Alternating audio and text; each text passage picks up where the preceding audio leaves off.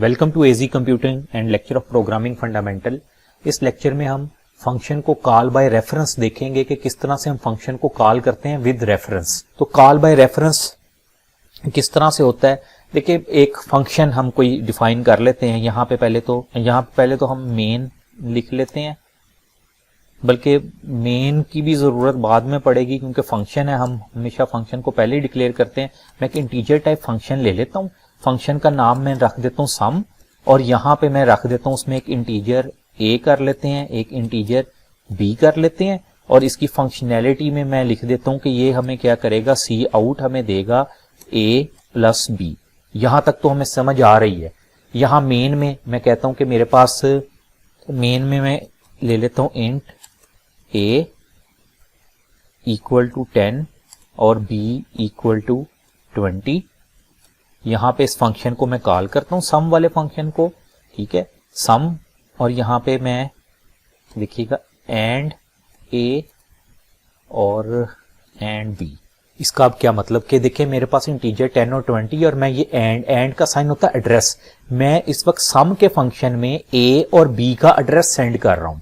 यहाँ पे यानी विद रेफरेंस है ना, रेफरेंस एड्रेस, ये रेफरेंस एड्रेस है हमारे पास। ये लाइन नंबर 10 में जब मेन से कंट्रोल शुरू होगा सम के फंक्शन में जाएगा, यहाँ पे ये एड्रेस कहाँ पे, इंटीजर a और b को ये एड्रेस चला जाएगा इसका।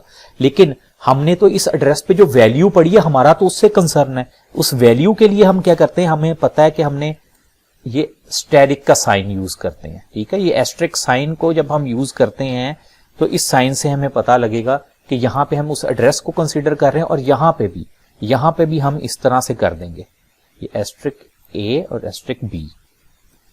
अब विद रेफरेंस क्या हुआ, यहाँ पे ये आर्गुमेंट पास क्या हुआ विद रेफरेंस, एंड के साथ एड्रेस पास हुआ, और ये एस्ट्रिक से क्या हुआ, स्टेरिक साइन से उसकी वैल्यू, उस एड्रेस के ऊपर जो वैल्यू पड़ी थी वो उसने पिक की, और हमें उसके बाद सम दिखा देगा, यानी 30 आना चाहिए आंसर हमारे पास। तो हम देखते हैं यहाँ पे हमारे पास ये 30 लिखा आ रहा है, ठीक है, आउटपुट में हमारे पास 30 आ गया। तो ये हमने विद रेफरेंस कॉल किया फंक्शन को। एक तो हमने देखा था ना, वैल्यू हम देते थे, डायरेक्ट वैल्यू दे के भी कॉल कर लेते थे, और इस तरह से भी पैरामीटर पास कर रहे होते थे। तो ये विद रेफरेंस है, और लाजमी नहीं हम यूजर से भी ये ले सकते हैं, ठीक है। एक चीज ये भी कि हम अगर यहाँ पे मैं कहता हूं मेरे पास है इंटीजर a और b, ठीक है, इंटीजर a और b है, और मैं यहाँ पे सी आउट लिख देता हूं एंटर नंबर, इस तरह से लिख लेते हैं एंटर नंबर और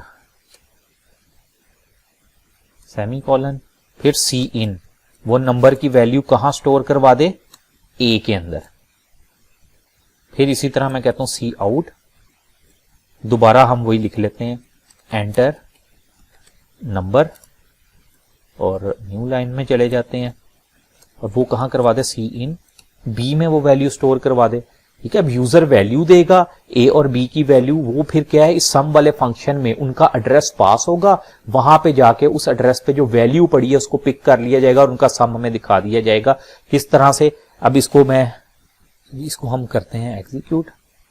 देखिए हमें कह रहा है एंटर द नंबर, मैंने नंबर एंटर किया 5, दोबारा उसने कहा एंटर द नंबर मैंने एंटर किया अब 6। देखिए उसने हमें रिटर्न में 11 दे दिया, सम 11 दे दिया उसने हमें, 6 के नीचे यहां पे लिखा हुआ 11।